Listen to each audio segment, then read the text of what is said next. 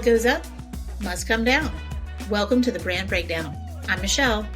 And I'm Courtney. And this is where we're going to track the rise and fall of big brands, from companies to celebs to pop culture phenoms and everything in between. Let's get started. So, hey guys, welcome back to the Brand Breakdown. So this is right before our Christmas holidays. So hopefully we'll get this episode out in time. And if we don't, it'll be a little Christmas gift right after.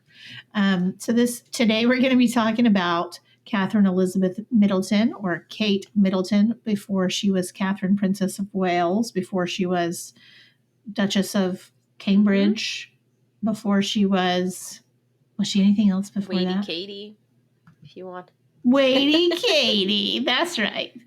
So anyway, we're going to be talking about her early years and when she started dating William all the way up until she married him, and kind of talking about what they dubbed the Kate effect, which really is how her brand just sort of organically formed around her because of who she is. So as always, our royal expert Courtney is here with us, and she is going to talk about Kate the early years. All right. So, Catherine Elizabeth Middleton was born on January 9th, 1982. She is the eldest of three kids, which I'm sure a lot of you know. Her sister, Philippa, nicknamed Pippa, who gained a lot of attention during the royal wedding because of her bum looking fantastic in that dress, is the middle child. I will say that butt, like I thought I had a girl crush. I know. How could you not? Her butt was it was ridiculous. The back of that gown was ridiculous. I know. And it was such a simple, there was not much to that gown. It was so simple, but the fit was so good. And the Middleton family is they're all very athletic. They spend a lot of time outside. They're always, exercising and whatever. So, you can tell, she put in her time at the gym and it paid off for sure. Mm-hmm, for real. She has nice arms too. But I think she looks like she's like a little thing. Like she looks like a slip of a thing. So she doesn't look Pippa? very, she doesn't look very big anyway. No, I think Pippa's she's shorter than Kate by I think a couple inches. I think she's 5. I want to say she's 5'7". Let's see. She's really? 5'5". Because she does not Pippa's look 5'5". Okay. And then Kate is 5'9". Kate's 5'7". Kate's 5'9". Oh, is she 5'9"? Because Prince William is 6'3". So he's very tall, and she's also very tall, but they're proportionately tall compared to each other, I guess. Although my husband's 6'3" and I'm 5'2", and we just look ridiculous standing next to each other. I know. I was going to say, I often see really tall guys with little tiny girls. My husband's 6'4" and I'm 5'8", so we are more evenly matched. But for sure, in high school, and a bunch of my friends, their husbands are 6'4" and above, and they're all 5'5". You have a bunch of friends with husbands who are 6'4" or taller. What is in the water down there? Girl. Right, Jesus. girl. We grow them big in the South. Up here in the land. It's true. I live in the land of Munchkin people, where everybody, it's all Portuguese and Italian and Spanish people up here. And so we are not a tall people. And my husband's 6'3", my dad is 6'1" or 6'2", and they look out of place because they're so much taller than most of the men. Because not that all the guys around here are miniature or anything, but they're 5'10" is probably the average height, between 5'9", 5'10". And so a guy over 6 feet here is kind of oh, you're very tall.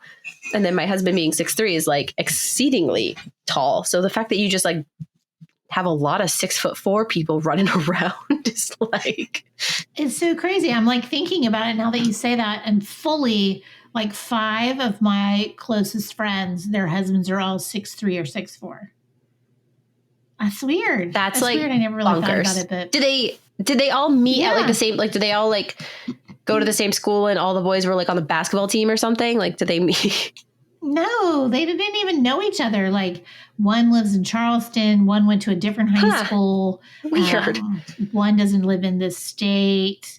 So they're from all over. But somehow, all of my friends married really tall guys. That's really weird. Except, I mean, I have a couple of friends who their husbands are sort of like average size and whatever. And, we don't hold that against them in any way. I'm sure they'll be happy to hear that. They have other attributes. It's good. But yeah, I have a lot of friends who have tall husbands. That's so weird that you say that. Like, I've never really thought about it. I've grown up around tall people. My mom was tall. My grandparents were tall. My granddad was tall. My cousins and uncles were all tall. David's cousins and uncles are all tall. So weird. Yes, we come from a land of giants. Anywho, moving back on. to so the Middletons are very athletic. And then there's also James Middleton, who is the baby of the family and the only boy. And James is also a very athletic, outdoorsy type of guy. And the three Middleton children grew up very close. In fact, their whole family is really close. They were nicknamed when the kids were in school. They were nicknamed the en masse Middletons because they always went everywhere together as a family. And so we all know that, where they are now is pretty incredible. Carol Middleton, the mother, built a business starting in the late 80s. She built party pieces. She became a self-made multi-millionaire. Pippa married James Matthews, who is a self-made billionaire with a B. He is actually, I believe, wealthier than Prince William is. And Catherine is, of course, the future queen. She's married to the current Prince of Wales, Prince William, and she is the mother of a future king. And James owns a pet food company, which sounds so unimpressive. That feels like, also ran. But, James, I adore Pippa Middleton. She married very well. She's accomplished a lot on her own, but she doesn't work right now. She is just the wife of a billionaire, and she has, I believe, 3 children right now. James is building a company that's very successful. He just had his first child. And so the Middleton family is a group of people who are very hardworking. They're very humble. They are very, put your head down, do your work, don't make a lot of waves. So you might be saying, what are we doing a brand breakdown on somebody who doesn't really have the kind of controversy that the last brand breakdown royal couple that we did has, which was the Sussexes. But I think that Kate has, her brand has changed so significantly from the time she kind of came on the scene as Prince William's college girlfriend to where she is now as the future queen of the United Kingdom and mother of a future king. Her public persona and her brand, and also her family's brand and their public profiles and persona have changed so much. And they have had some instances where they've had some pretty negative press. There have been a couple of things that could have been like, oh, is this going to be a monumentally huge problem that they've overcome? And I think that the way they've overcome them has been kind of a masterclass in how to handle a crisis situation. And a lot of it kind of goes back to, that royal philosophy of never complain, never explain. But Kate and the Middleton family have been putting that into play since before she was a royal, because she dated Prince William for, I think, 8 years before they were engaged. So they had a long period of time where they were in the public eye, but they were not a part of the royal family, and they were not necessarily afforded the protection that being a part of the royal family gives somebody. And I think we've talked before about the umbrella of privacy that the royal family has, where there's certain agreements in place with the press where, in exchange for regular pictures of the kids going to school on their first day, regular interviews about this, that, and the other thing, a Christmas photo and all of that, the press will agree to a certain extent, let their private lives be private. They're not going to, the paparazzi don't really chase the royals around. If they do, those photos are not typically published. So the royal family gets a certain amount of privacy when they're out in public in exchange for having very, very public working lives, and also some aspects of their private lives having to be very public. For example, having a wedding that has to be, internationally televised and stuff like that. On the flip side of that is when somebody is becoming a member of the royal family or potentially just attached to the royal family, like a girlfriend, they don't get that benefit of privacy. They become instant tabloid fodder, and they get harassed and chased, and their photos wind up everywhere. And you see those, videos and photographs of a pack of photographers following Kate down the street when she's like trying to go to work one day. And there is no real recourse there, because in those instances, you are dating a member of the royal family. Your life is of public interest. We don't have any sort of agreement with you to leave you alone, and we don't have any reason to do so other than, if one day a paparazzo just decided to be a nice person. And it's in the public interest to know what you're doing. And especially when it came to Kate, could this be the future queen? There was a lot of interest in her. And the longer she dated William, the more intense that interest became. And throughout all of it, I think the way Kate and her family have handled the ups and downs of being kind of thrown into the spotlight has been just an incredible masterclass on like how you should handle that type of thing. So we'll get into all that as it comes up. Let's circle back, because I want to talk a little bit about her, how she ended up in private school, how, where her family came from. Let's talk about that. And then let's talk about, the fact that she was bullied. I think that's so interesting. And the fact that later she would be accused of bullying to some degree. I think that is so far from, because kids that are bullied, they either become bullies or they are so anti-bully. And she seems like someone who would have been bullied and then would become, feverishly anti-bully. Yeah, for sure. So let's talk a little bit. Let's go back a little bit to like, how were they able to go to private school? Because they weren't always super wealthy. And then, kind of who they were in terms of, English aristocracy.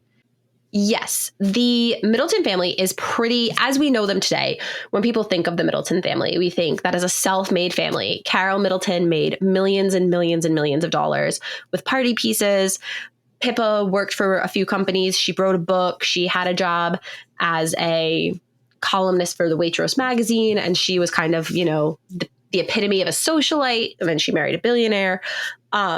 Catherine obviously did this. She had a job. She kind of did the socialite thing, but she was dating a prince all through her college years and adult life.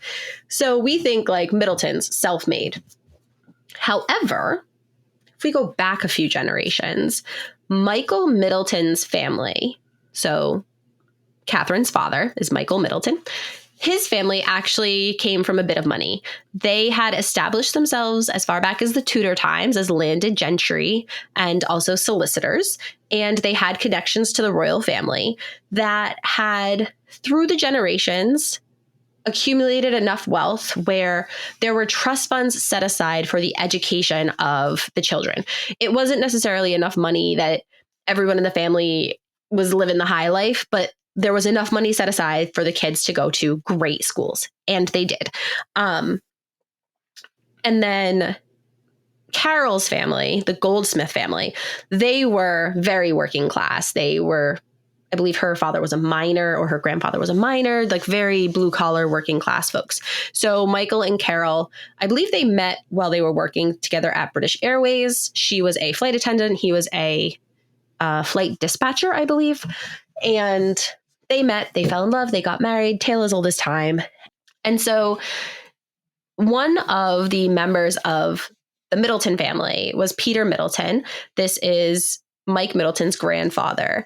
And he was an RAF pilot, and he actually was Prince Philip, the Duke of Edinburgh's co-pilot for 2 months during an RAF tour in South America. And the Middleton family had social connections with the royal family again, going as far back to the Tudor times, not very they weren't best friends with the royals, but they kind of ran in that landed gentry, lower level of the aristocracy circles. And then as time progressed, those connections got a little bit weaker, but there was still enough money there for the kids to go to great schools. So when Carol and Mike were they had moved back to Berkshire after living in Jordan for a couple of years. They had been living there because of Mike's job with British Airways. And when they moved back, Carol was, always handling all the kids' stuff. And she was throwing birthday parties for the kids and going to parties for the kids. And she realized there was a gap in the market for gift bags for kids' parties and for decorations for kids' parties. And so she started a business called Party Pieces, making or putting together the decoration kits for a kid's party and the gift bags for a kid's party. So a mom would put in an order and she would say, oh, hey, I need 20 gift bags for the kids and the theme is going to be unicorns or whatever. And Carol would put together the gift bags. That way the mother didn't have to do anything, or the father or whoever was throwing the party. They would just place their order. She would deliver it. And that was great. And so she started just doing this for the other parents in their area. And then she expanded a little bit. And eventually she was shipping orders throughout the UK. And when Catherine got married, they ended up expanding to America as well. And over the course of time, this little business that she started at her kitchen table ended up being a business worth, I believe, $60 million. So truly Didn't she recently sell it? Yes. So Party Pieces was sold, I think 2 years ago. She sold the company. And then during COVID times, unfortunately, it did not do well because nobody was having parties. And so the company that bought it just actually had to put the business in receivership, I guess. So Party Pieces is, I believe the name exists and the brand still exists, but it's no longer a Middleton company. Yeah. And there is monies owed to different vendors. And there was an article a few weeks ago saying how awful it is that Carol Middleton hasn't paid her vendors and hasn't paid her creditors. But that actually has nothing to do with Carol Middleton. She had already sold the company by the point this happened. And the company that she sold it to assumed, all assets and debts of the company. So that had nothing to do with her. But people, as they always seem to do with the Middleton family, tried to take a dig at her for something that didn't have anything to do with her. Well, as they do with, but that's any wealthy family or well-connected family or celebrity or whatever. People are always taking digs. I mean, we know that. So, yeah. Anyway, so this money that the Middleton family had set aside for the trust fund for the kids' education saw Catherine going to Downs School, which was a very prestigious girls' school in the UK. She was a day student at first, and then I believe she boarded when she was a little bit older. And while she was there, she was reportedly bullied so horribly that her parents actually took her out of school and switched her to Marlborough College, because it wasn't just a matter of people are being a little bit mean, or they're poking a little bit of fun. They were bullying her to the point where it was causing her severe harm and to her mental well-being as a young child. Why though? Do you know why? What kind of bullying it was? That's so ridiculous. It's really interesting. Catherine has never specifically said, and nobody else has either. There is one article that says she was bullied for being too perfect, which I don't know what exactly that could possibly mean. I've read articles before that it was interviews with the parents of other kids at Marlborough saying that when Kate was in their kids' class, they'd be like, oh gosh, now the competition has been ramped up because Carol is her mom, and Carol always sent the kids always were so perfect that it was the moms felt like they were also competing with Carol, because the kids were always, they turned up to school with everything just pressed and proper, and their names hand stitched into their clothes, and just everything was so perfect that it just felt like there was a lot of pressure on the moms as well, which seems a little bit weird. But apparently it was so bad that she had to switch schools. And as a result of that, she now as an adult does a lot of work with supporting children's charities. Her focus is on the early years and the younger childhood period, and just kind of making sure that children are supported at home and all of that, so that any like mental health issues can be prevented. Because when children have support during their first 5 years, and not just support, but like, the proper resources, and when their parents have the proper resources, a lot of adult mental health issues can be traced back to the early years and younger childhood period, and not having the resources and support that's needed.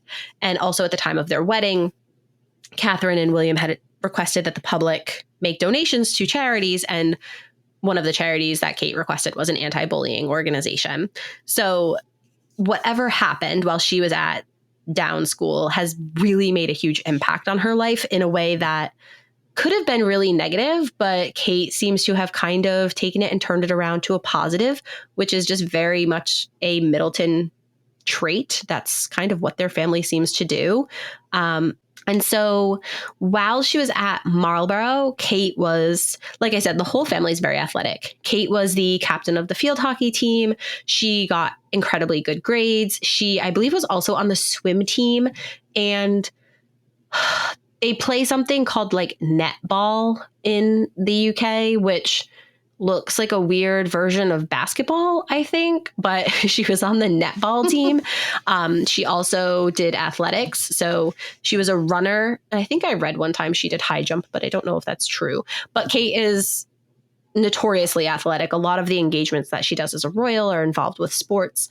And when she was at Marlborough, she really flourished. And there have been interviews with some of her former classmates saying like, oh yeah, like Kate was she was everybody's friend. She was so smart. She was so kind. She was quiet, but people just loved her. And every boy had a crush on her. She was the girl that like every boy had a crush on. And she was just...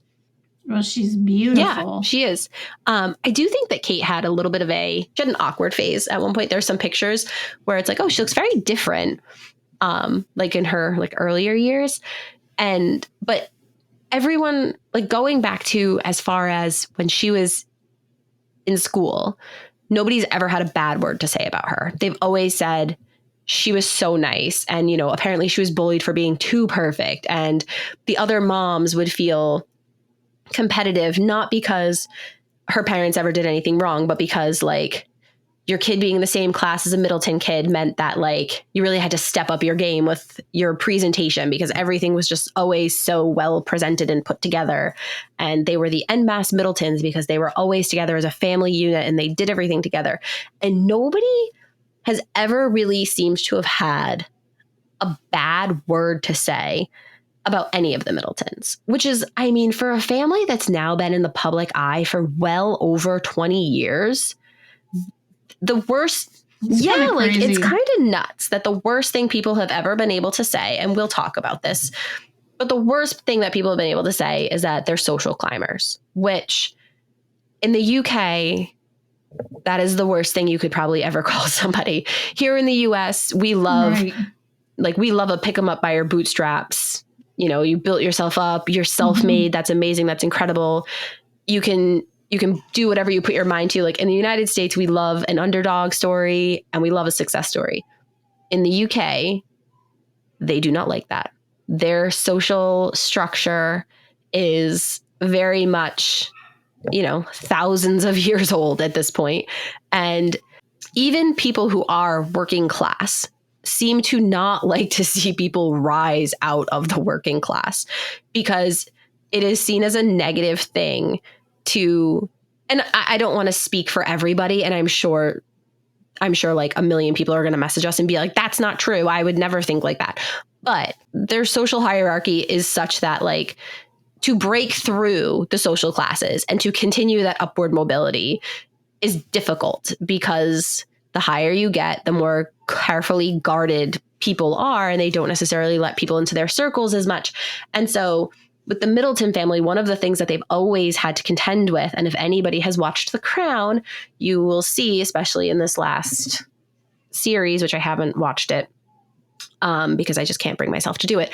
But there's just a lot of talk about. And so Kate and Pippa were even called the Wisteria sisters. And the British media snarkily reasoned, this is a quote that I'm reading offline, that this was because they were highly decorative, terribly fragrant, and with a ferocious ability to climb. So being seen as a social climber is not great in the UK, and especially to climb as high as they climbed, right? To go from the, Carol Goldsmith Middleton being the daughter of a miner to now having a daughter who is at this point dating the future king. People in the upper classes did not enjoy that, and the media had a field day with it. But that was the worst thing anybody could find to say about them. Nobody could dig into their past and find any skeletons or, pull out a story about, oh, Kate and Pippa were horribly mean to so-and-so, or Kate and Pippa made someone's life a living hell. Or even, sometimes you hear about people who their star starts to rise and they get a little too big for their britches and they start treating people horribly. We've never heard a story like that about any of the Middleton family until later. Yeah. So I guess we won't address it now, but I do want to circle back to that because we heard something later after they started dating. So we'll circle back. We've got basically, like, right now, up until Catherine attends university at St. Andrews in Scotland, we don't know a ton about her life. We know a lot, but at this point, she is a completely private citizen. Her mother owns a business. Her father had worked for British Airways. He retired from British Airways to also work at the family business. Pippa went on to Edinburgh, and we don't know as much about them as we will soon know, because when Catherine gets into St. Andrews, which happens to be where Prince William ended up attending, she lives in the same dormitory as he does. I believe it was called St. Salvator's, and they used to call it Sally's for short. And they struck up a friendship. They were both in the same program. I believe they were both history of art majors at the time. And they became friends with everybody else on their floor. They started hanging out and spending time together. When Kate went to college, but she had a boyfriend at the time, they, broke up because eventually their relationship ran its course. She was single for a while. And then Catherine attended that famous fashion show that was put on by a student organization where she modeled that kind of like see-through black dress thing that was actually supposed to be a skirt. And then backstage, when she pulled it on, it was like, oh no, that works on you as a dress instead. And so that was a last minute decision for that to be a dress. And it was said that at that event, William looked at Kate and was like, oh wow, my friend Kate looks pretty hot in that see-through dress. And that's when he kind of started catching some feelings for her, as the kids would say. But is that what they say now? Yeah, they you catch feelings. Yeah. When I was in high school, we caught the drunk virus, or some of my friends did. It would fly in through the window as we were driving down the road, and they would suddenly. Oh my goodness! What a dangerous place to live. That was a big joke. I know, it was crazy. My mom would say, "What's wrong with so and so?" I'm like, "She caught the drunk virus. It's really so weird." Yeah. Yes. So at that event, William happened to take notice of Kate for the first time in a, less than platonic, or maybe a more than platonic way. Less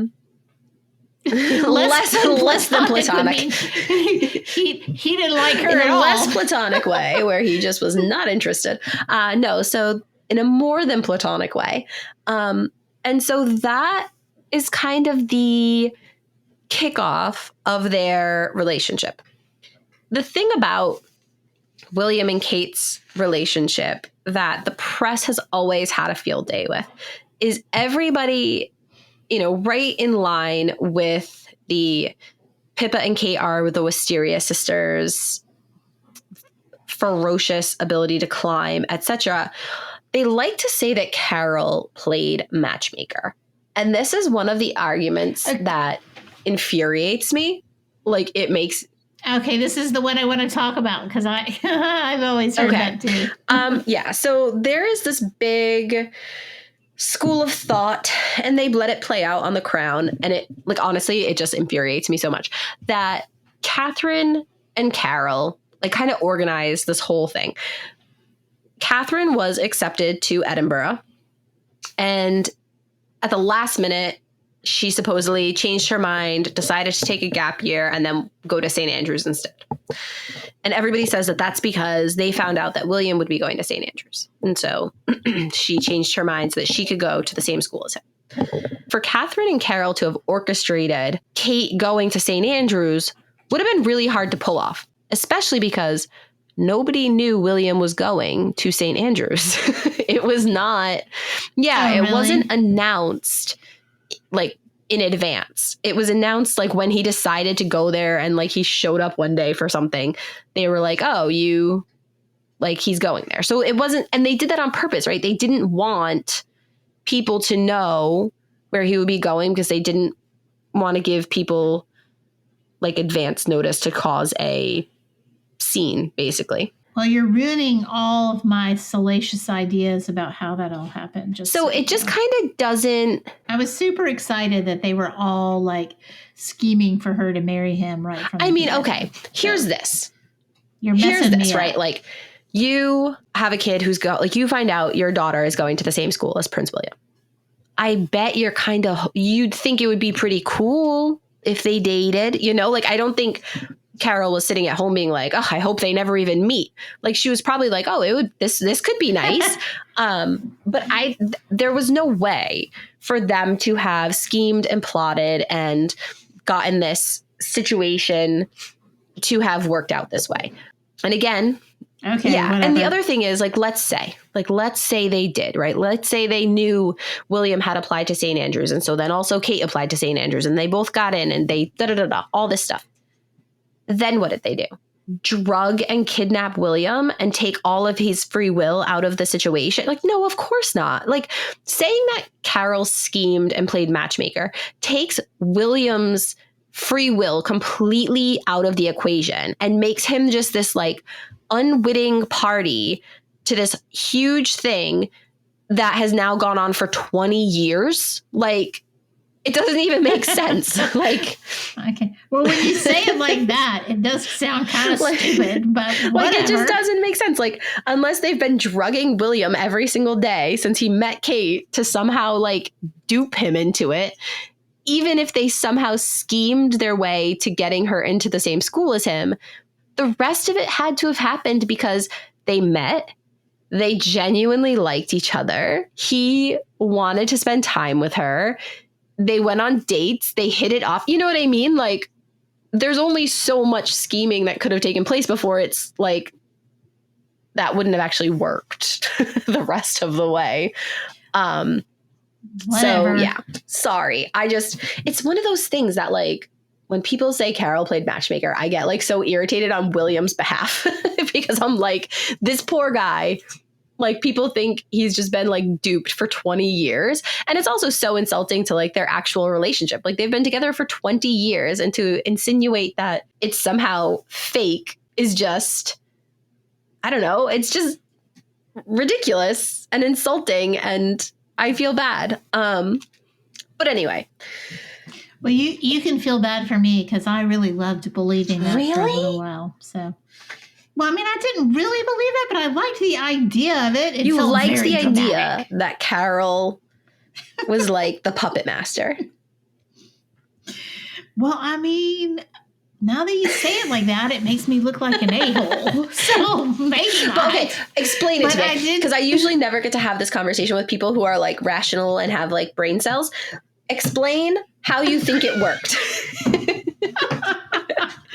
Well, I mean, I guess that it was more of an encouragement than it was an actual, master puppet situation. So I guess it wouldn't. I mean, I in my head, I could see Kate going home and her mom being like, "Hey, did you meet Prince William? Like, did you hit it off? Did you wear that black number?" But now that you say all that and what you told me, I kind of feel like an idiot. No, So you're not an idiot at all. It's so easy to fall into that trap because the media loved that story for so long. And again, on the this final season of The Crown, it's like a huge plot point, apparently. Oh, really? I haven't watched it. Yeah, I haven't either because The Crown makes me angry. Because it's so factually inaccurate. It's like, yes. Here's the thing about The Crown. It's so beautiful and the acting is amazing.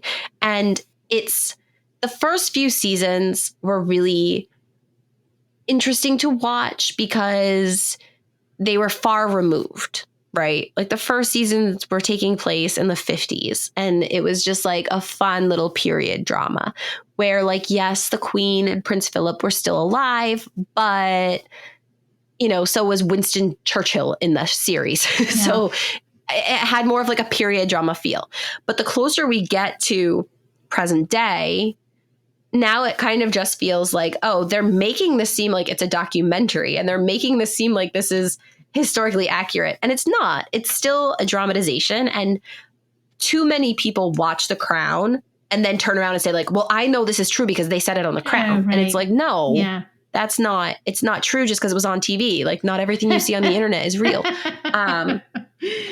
And so it makes it hard to watch. I stopped watching last season because they were it was when they like introduced like the Charles and Diana stuff. And it just was, I couldn't deal with it. I'm going to go back and finish it one day because again, it is really beautifully filmed and shot and the acting is amazing and the costume design is fantastic. And like, everything about it as a TV show is great. But from a person who loves history and loves the royal family, I'm like, no, I can't stand that people think this is real when it's not real. All right, fair enough. You've convinced me. Moving on. Anyway, so the interesting thing about William and Kate's relationship is when they start dating, it's a secret for a while. I mean, their friends knew and they were living together at college. They had lived in the dorms for a while and then they rented a house. William and his friends rented a house and Kate was one of those friends and they lived together. And they didn't start dating until after they had like rented the house together. So they were friends for quite a while. But we didn't know that they were dating until Catherine went on a ski trip with William, Harry, and Charles. And she was photographed with William on vacation and the press went absolutely bonkers. And they were like, oh my gosh, William has a girlfriend. And there had kind of been inklings that he was dating somebody.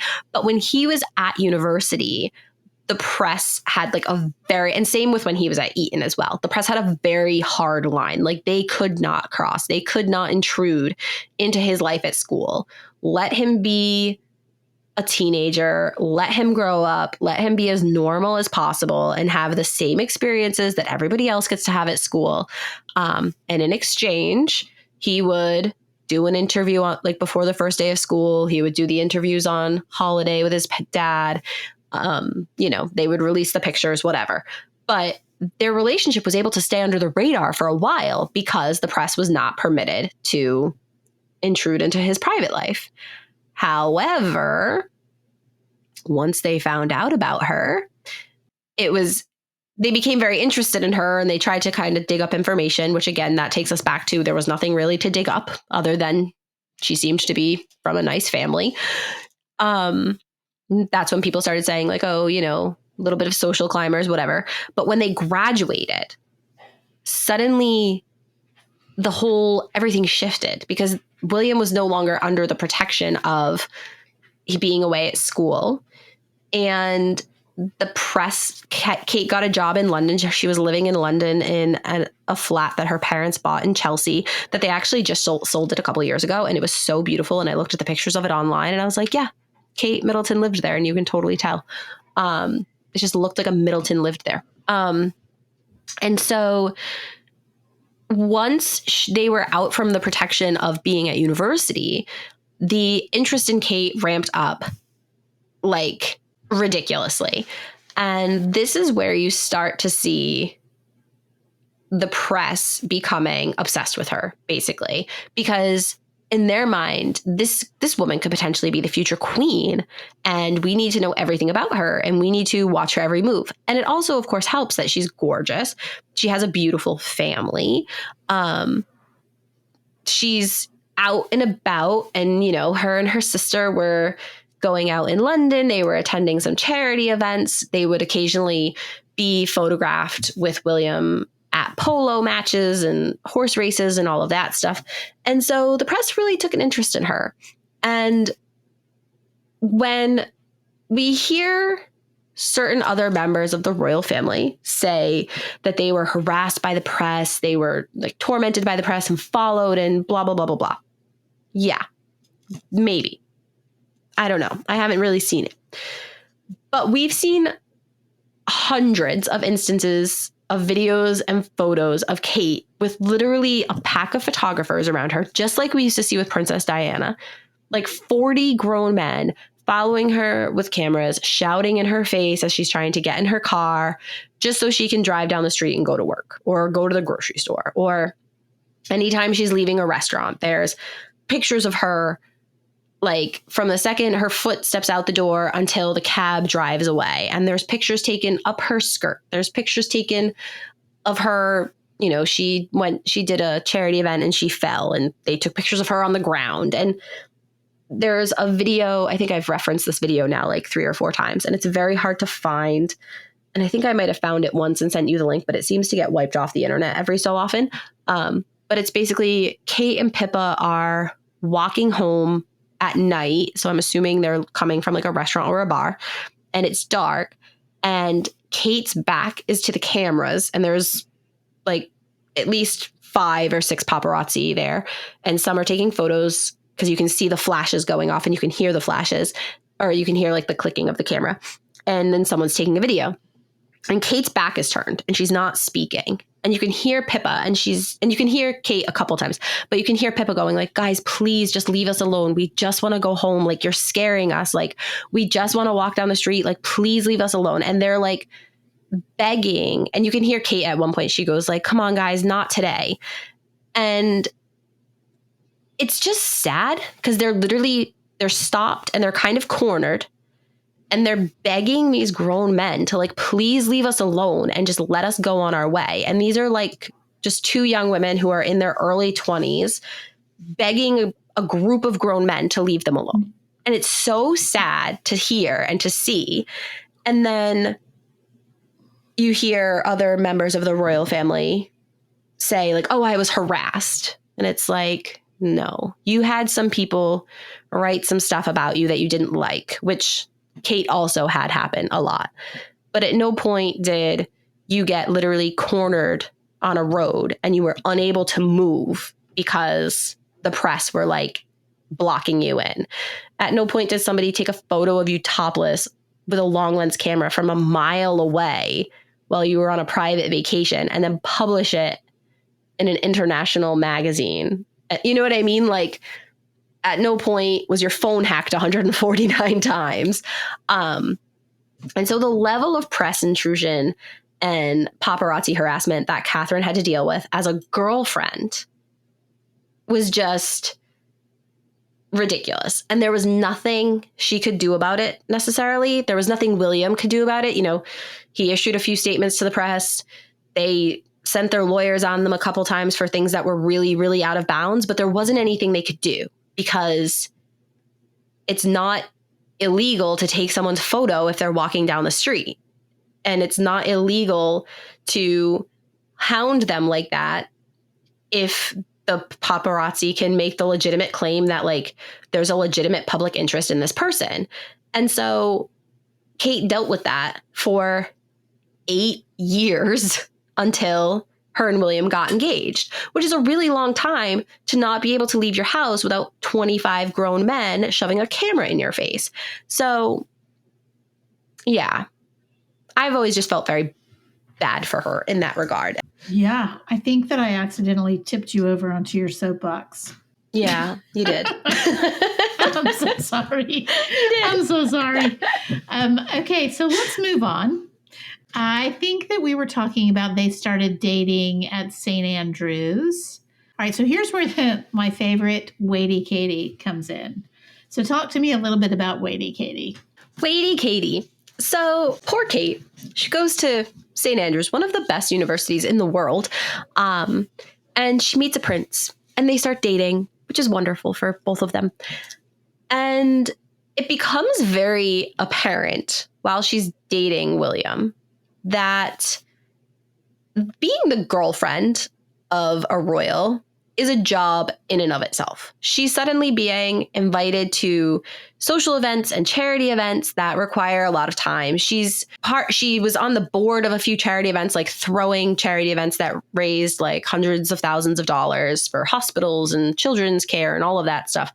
And she also had a boyfriend who, at the drop of a hat, maybe like, when he was, for example, when he was at Sandhurst Military Academy, he wouldn't necessarily be able to make plans far in advance. And at the drop of a hat, he'd be like, oh, hey, I'm going to be in London. Can I see you tonight? And she would have to be able to be like, yes, you can. And she kind of realized that her career, for better or for worse, was going to have to be being William's girlfriend, which sucks. She did have a part-time job at a company called Jigsaw as an accessories buyer. And Jigsaw, I believe, was owned by a Middleton family friend, so she had a lot of flexibility there. But it was really difficult for her to have any sort of regular job because, A, she kind of needed the flexibility to be available for like the royal stuff. But then also a lot of companies just didn't want to deal with the drama that came with employing the girlfriend of Prince William. Not that she was drama or she was a problem, but did they want to subject their employees to having a pack of paparazzi waiting outside the front door? So now everybody's got to deal with that. And the extra security measures that had to be taken, because although Kate didn't have her own security, she had security measures in place, So there were all of these things that kind of coincided that led to Kate just being seen as a girlfriend in waiting. She was just sitting there waiting for William to make it official, because until she was his wife, she didn't have an official role within the royal family. Unless they broke up, she couldn't really pursue her own path necessarily. And so the press named her Waity Katie because for 8 years, she just kind of waited. And I have another soapbox about that, but you may have I will allow you to have a mini soapbox about it, but I do love that nickname. And as a writer, I love it when things are, fun and to the point without being super offensive, because it's not really super offensive. It's just like, thanks a lot. Yeah. Like that's the thing. Like it's not terrible. It's not like they weren't calling her anything like horrifically awful. It was just, it wasn't fair because she was making a personal decision based on information that she had that we were not privy to. There's always been talk that her and William kind of had like an agreement that like, yes, eventually they were going to be married one day. And because she had that information, she was content to kind of build her life around his, knowing that the end goal was not to be his girlfriend forever, right? Except for that they broke up for a little while. Come on. They broke up for like 2.5 months, I think. It was a very, very short breakup. And during that time, Kate flourished. Kate thrived during that breakup, because if there was ever a time where Carol played matchmaker, that was the time. Because reportedly, Carol said to Kate, okay, you guys broke up. Pick yourself up by your bootstraps, get out there, have a great time, and show him what he's missing. And if he comes back, great. And if he doesn't, you're better off without him. But do not sit home and wallow over a boy, because you're too good for that. And so when they broke up, Kate and Pippa hit the town. Like they were out all the time, looking amazing, going to every party, every club opening. And Kate kind of like dove into the socialite scene a bit. And then as soon as her and William started dating again, she like backed off of it. But if there was ever a Carol playing matchmaker period, it was during that very brief breakup, which was literally it took place from like April to June. They were broken up. It was very short. But that, I would say, like, yeah, she played a part in them getting back together, because she told Kate, like, make him see what he's missing.